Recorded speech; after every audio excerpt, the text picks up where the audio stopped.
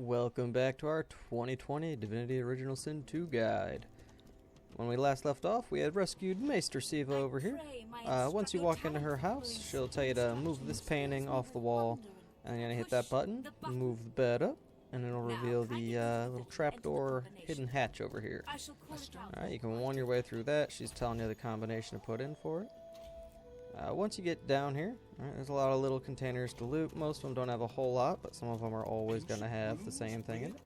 For example, this over here, this empty chest, or energy chest, is always going to have a source orb for you. Source orbs, I don't think we've gone over what those do yet. So let's sort through this stuff here and go over what source orbs do. Alright, so source orbs, you can use them like runes. Alright, you can put them in a rune slot. If you do that, it's going to give you a different source-based skill depending on where you put it. So you can see over here, if you put it in a weapon, it'll give you the Venomous Aura skill. If you put it in armor or shield, it'll give you Mass Cleanse Wounds, which is a big area effect heal. And if you put it in an amulet / neck piece, necklace, it'll give you Evasive Aura, which is an aura that causes you to just have a 90% chance to dodge, like what Executioner Ninyan had in the last episode. Alright. And then some of these things, they'll have consistent stuff. Like you'll always get this Hungry Flower Scroll. I don't think anything in these barrels is consistently the same stuff. It's kind of randomly generated loot there. Yeah. Now over here, alright, over here, you're going to always see this book, Notes on Godwoken Ascension. You're going to read that. It'll give you a recipe. And the recipe is to do this little ritual, alright? And after you read that book, get the recipe, you're going to come over to this ingredients cupboard and warn your way through it. Alright, and you can actually do that with all of your created characters from the beginning of the game. So we're going to do that once with Mumbo and once... I thought you could. Maybe you have to do the ritual first, but I thought you could get the ingredients once per character. Anyway, the ingredients that we get are over here. We've got this obsidian lance. You're going to use that. You kind of cut yourself on the lance, get some blood on there. And then you're going to combine that with a ritual bowl, black root, and the lance that we're combining them with. So you got the black root, your Godwoken sorcerer blood, and this ritual bowl. Mix them all together. And you get a bowl of bloody blackroot. Alright, and that's going to be in the miscellaneous tab here. Now, you don't have to put it over here. You can put it anywhere. Like, doesn't even need to be in this room. And as long as you light it on fire, you can do the next part of the ritual. I'm just going to turn the valve here. I'll shoot it with some fire. And then we got this big cloud here. You're going to click on the cloud with the characters from character creation. In our case, Mumbo and Pyramus. And they're going to be teleported to the Hall of Echoes. Oh, right. You need full source before doing that. So we have another source fountain here. This is where the Act 2 endless amount of source comes from, right over there. Now that you have source, you go over here. You inhale the smoke cloud. Make sure you get the source. Because I forgot about that for a second. I was a little confused. Alright, once you get in here, you're going to come over here. And just like in Act 1 when we learned how to use Bless, and when we got onto the ship, we're going to learn a new source power here. Except this one doesn't actually use source. Alright, and you can run your way through the whole thing. When it says end here, you're going to get the Spirit Vision power. Use Spirit Vision, and then your god will look like themselves again instead of looking like you. Alright, on your way through, these are kind of long conversations, and then you can click back over there. And if you have a second character, or a third, or a fourth, you're going to have to do this at once with all of them. If you don't, then those characters that you don't do it with are actually going to have a different amount of XP than the rest of your party. And they're not going to have Spirit Vision. And Spirit Vision is just something you kind of want all your characters to have. Alright, now Mumbo's done with that. Pyramus is done with that. Alright. Now that they are both done, you'll come back in here. Master Siva will talk about like what you're going to do if you become divine, all this, how it's a responsibility, you know, how to... joyride, all that stuff. She gives you a little spiel. Now, Maester Siva, as of the definitive edition, she is now a pretty decent trader for magic stuff. Now, I say pretty decent, she's not great, alright? But she has a decent amount of gold. You can sell her some stuff. And she usually has one or two good quality things, alright? In this case, she's got a ring right here. She's got a decent robe, decent wand, alright? So it's not It's great, but she used to have, like, nothing. So this is a big improvement for her. So it's kind of like a backup. If there's nothing, you just need something at level, she'll sell you some stuff.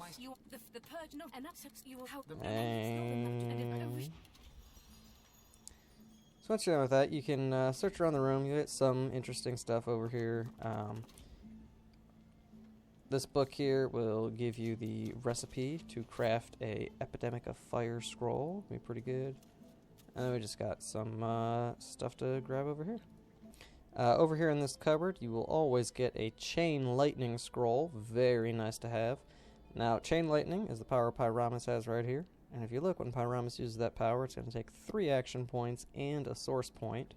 But the scroll version doesn't take a source point. So if you can ever find scrolls or craft scrolls for abilities that normally require source, the scroll version won't use up a source point. Over here in Master Siva's house on the top floor now, she does have this stove. You can use that for anything that requires a stove. So we're going to turn all 22 piles of wood pulp we got into paper. Alright, so we're going to do that. And then once you get that first one, you can come over here and make the rest of your paper. And that way you've got plenty of material to make your scrolls on. Alright, once you're done with using her stove or crafting anything, if you took a crafting break there like we did, we're going to come right over here. Alright, and you're going to find the town square, right? Driftwood Square. It's going to come up through all this cattle over here. And you got the waypoint right here. This is our Act 2 central hub area, alright? We've got our traders all around middle area here, alright? And they're even more lumped up than in the Seeker camp. For example, we've got Trader Ovis over here, and he has 4 different types of skill books. He's got Aerothurge, he's got Geomancy, he's got Pyromancy, and he's got Polymorph, alright? And they're all going to be up to date. And he even has a unique wand here, alright? Things to note on this wand, it gives you the Vaporize skill, alright? That's a hybrid skill that normally you need to combine an Aerothurge and a Polymorph book in order to get it. Alright, so Vaporize takes surfaces that are on the ground, turns them into the air equivalent to the gaseous form. Alright, and it gives you immunity to sleeping when you have it. Alright, it has a 20% chance to set sleeping. It's a good power. But another main thing I use it for is if I have a summoner, I'll grab that, because it's a wand that gives summoning, and that's pretty sure the only way to get that. I want to bribe all these traders in this area, get their attitude up to 100%. I believe they all need 600 gold to do that. Trader Haran here, he's got all your huntsman and warfare skills, and he also has quite a good amount of armor and weapons here. And over here is also going to have Amadio, a unique shield. It's okay. It's always going to be level 9, and at this point we're already at level 10, and we're going to be leveling up to 11 or 12 before doing any difficult combat. So really this shield, I mean, it's just the fact that it's always level 9 makes it kind of bad placement in the game. So I usually never bother with that. And one thing I will note about these traders is that Trader Thun over here, he only sells fish. Alright, which at a glance kind of seems pretty useless, right? Like, you don't really need that many fish, and even if you did, he doesn't sell a lot of different types of fish. And the ones he does sell are going to be mostly void tainted. Alright, now you can't use those for a whole lot, but there is a few little there are a few things though that I like using them for. Alright, so we're going to actually buy all the tainted fish he's got. The thing about him is because all he sells is fish, you can sell him all the armor you've got and not have to worry about it cluttering up his inventory, because you're never going to be scrolling through his inventory, you know? So you can just sell him whatever it is you want to dump, not have to worry about accidentally, you know, buying something back that you just sold somebody. You don't have to worry about sorting through a bunch of green and purple and blue stuff when you're looking for that dark purple and gold stuff. He's just got nothing but fish, so you can trade all your supplies to him. And then Trader Bree over here is going to be a little bit of everything. She's got your Hydrosophist, your Summoning, and Necromancy skill books. She's also got a decent selection of potions and crafting materials that she's going to get. Alright, so we are going to, buy quite a few things from her. I'm going to get those wooden figurines for the totems. I'm gonna get some essences for crafting. Freezing arrowheads, very nice. Explosive arrowheads, I don't think we've gotten a whole lot of those yet. They're fine. They're very similar to the fire arrowheads. I'm not a huge fan of these. You can get them if you want. I'm not going to get any right now. Whatever you end up buying from her, though, make sure you bribe her first. Get that big discount so that you save some money. So I'm giving her 600 gold. Alright, but that's going to give me a huge discount. Alright, this stuff is now costing me 800 less, roughly. Alright, so if I just come back here like one more time, I'll definitely be making my money's worth. Now, typically, I'm going to tell you, take whatever powers you want, use whatever builds you want. But when you get to this point in the game, there is one power that you are definitely going to want to grab, and that is Nether Swap.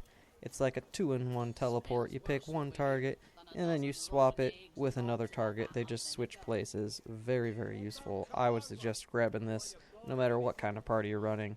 It's a great skill, alright? Also, teleport if you're at the point where you don't have anybody with teleport and you're relying on the teleportation gloves. Bite the bullet, put some points in Aerith Urge, get Nether Swap and teleport. They're very, very useful. Similar note to that, you should always find room for terrain transmutation in your party. Alright, it seems like a pretty basic skill. You just target 2 areas, you swap their surfaces and clouds. But this makes moving death fog, moving lava, just moving things for elemental affinity, it makes your life a lot easier. Alright, definitely want to grab that too. Now, if you don't have anybody who's going to use elemental affinity, if you somehow have a party with no mages in it, maybe you don't want to use that one. Alright? But whatever you do, before you buy everything, make sure you give Ovis some money. Make sure you get that big old discount. Alright, it is saving me here almost 2,000 gold pieces. Alright? Now, we just went through and we just bought a whole bunch of stuff, but, you know, typically I'm going to want to steal some things, right? I mean, you don't have to pay for it if you're stealing it, and that's always better. So what we're going to do is we're going to come over here, and we're actually going to get a few things that are going to make stealing a lot easier for us, alright? So you're going to see Dashing June over here. Now, I don't know what the amount is that you need, but you need a certain amount of wits to pull this off. So right now, Red Prince is our highest wits. He's got 14. We're going to use Peace of Mind, boost that up by 6. Alright, our Peace of Mind does 6 wits now. That's a lot. So he's going to go up to 20 wits, and I feel like 20 should definitely be enough. So we're going to talk to Dashing June. She's going to ask if you found her pouch laying around anywhere. Be nice to her. Talk about, oh, you're taken aback by her beauty. She's going to mention that she serves Magister Raymond. Alright. Now, you're going to get the option to give her back the missing gold. Don't click this one, alright? Just tell her, oh yeah, you can find work in Driftwood, and then tell her you'll keep an eye out. When she goes to shake your hand, alright, if you have a high enough wits, you're going to notice that she tries to pickpocket you.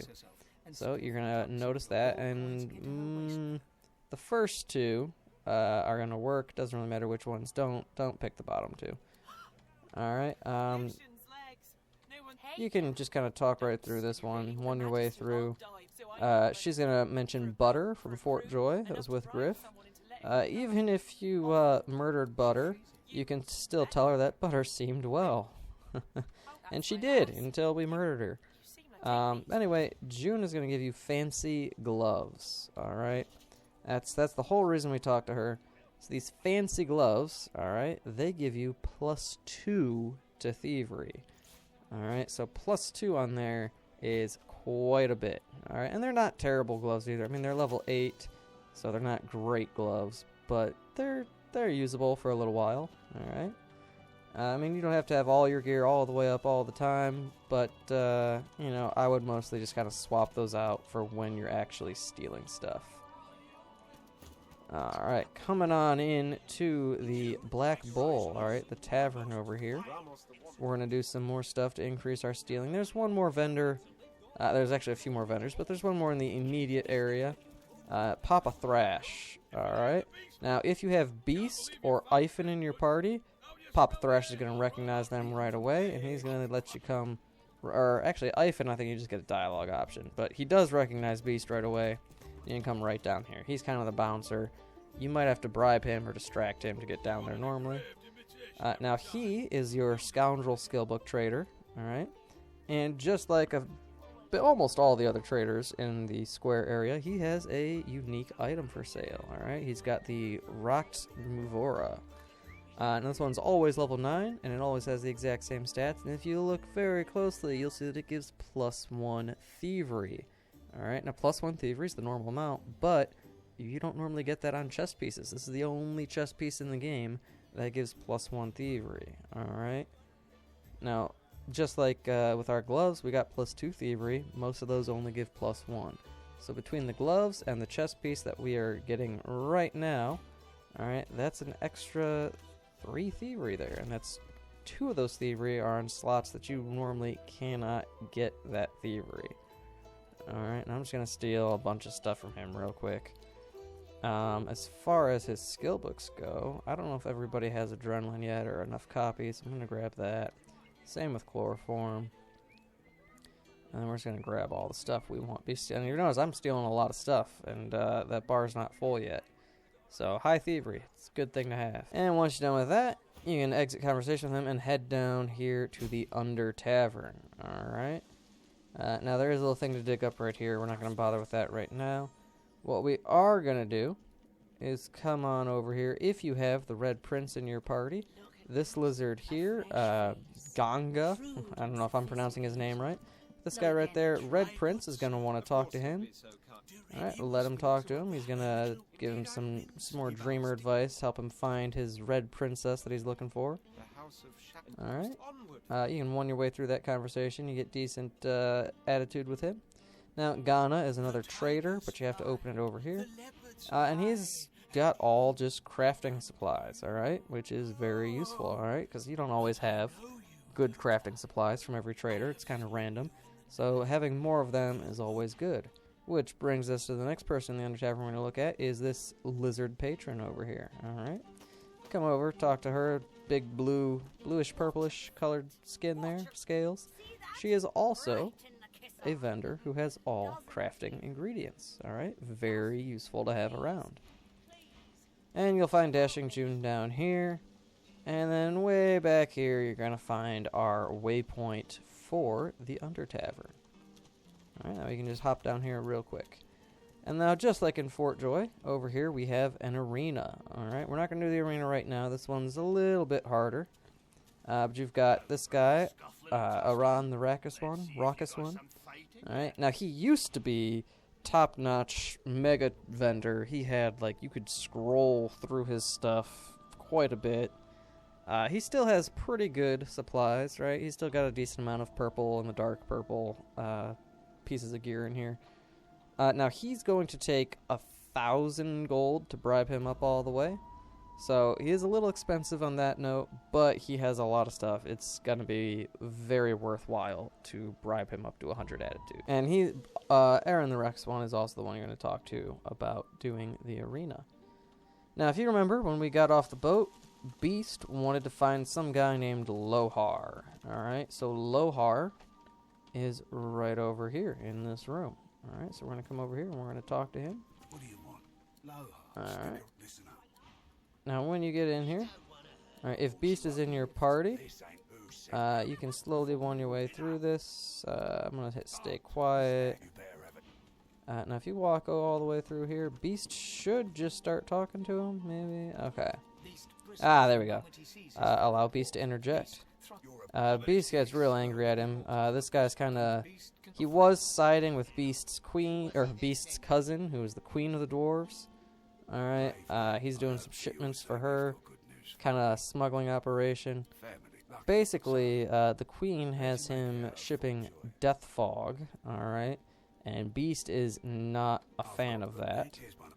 Alright. Now at this point you can pretty much just won your way through this. I don't think there's anything you're going to miss out on. You can slowly won your way through it and read it. I'm not going to do that here. Basically, this guy, when he found out that the storage that he was smuggling was death fog, he kind of cut his ties with Queen Justinia, Beast's cousin. Alright, now Lohar is always going to have an Epidemic of Fire scroll and a Superconductor scroll. Now, Epidemic of Fire is a 2 source point skill normally. Alright, so that's nice to have that. Won't be able to get a skill book for that until level 13, I believe. Though we can craft it at level 12. And then Superconductor is not a source skill, but it is a top tier skill that you normally cannot get a skill book for until level 16. What we're going to do is we're going to take that scroll, and then at level 12 we're going to combine it with a blank high tier skill book, and we're going to be able to use a level 16 skill at level 12. Alright, so Lohar will always have those. They do not resupply when he levels up or when we level up. So there's no point in stealing them now because we can't really craft them into anything, and I don't want to accidentally waste them or sell them or do anything stupid while I'm not paying attention with them. So we're going to let them stay right there with Lohar for the time being. Now, if you want, we've got Doriota, I don't know how to say her name, but this girl right here, alright, Dorotia, she can give you an item that allows you to combine that item with a resurrection scroll, and then it will trigger the resurrection scroll right away when a character dies.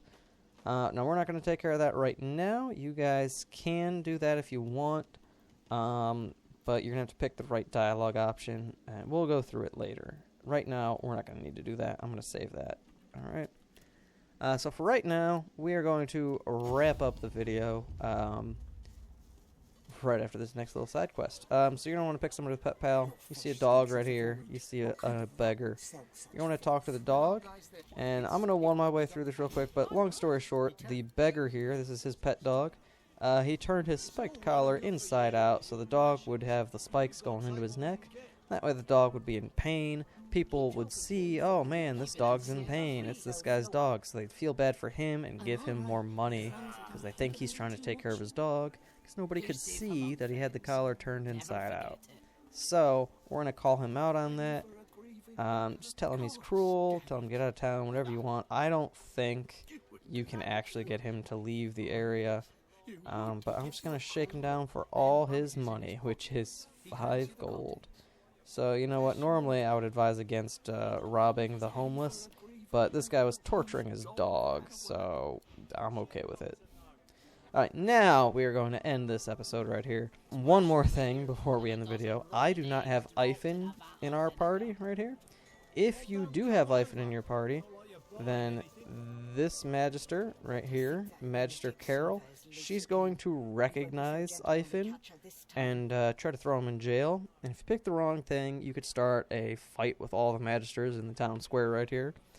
And normally that's not too terrible because the vendors will kind of be neutral and they're not going to lose attitude with you, and they'll kind of help you out with the Magisters. They won't attack you. But if you're not prepared for it, or if you accidentally aggro onto the traders, they have a lot of scrolls, they have a lot of unique weapons and grenades and stuff, and if you're fighting them and the Magisters, it can be a very difficult, stressful encounter. So just be aware, if you have Iphon, Magister Carol will recognize him, try to arrest him. What you're going to want to do in that case is bribe her with 75 gold. Alright, don't give her 50, don't give her 100, give her 75 gold. It's just enough to where it'll hold her over. She will be happy with that bribe, but it's not so much that she gets suspicious of why you're willing to just toss that much gold at her. So if you don't have Iphon, you don't got to worry about it. All right, but if you do have Iphon, bribe her with 75 gold, and you will be a-okay. All right, now for real, we are ending this episode. I will see you guys next time.